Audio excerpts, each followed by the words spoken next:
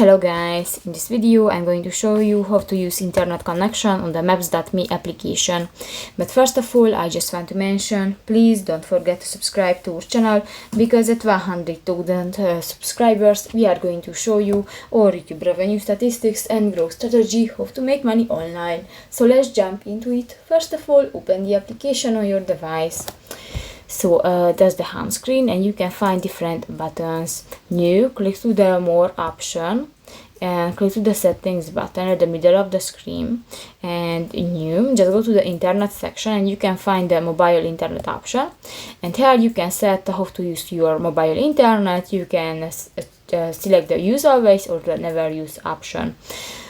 If you want to select the never use option, for example, click that again, click that, and that's it.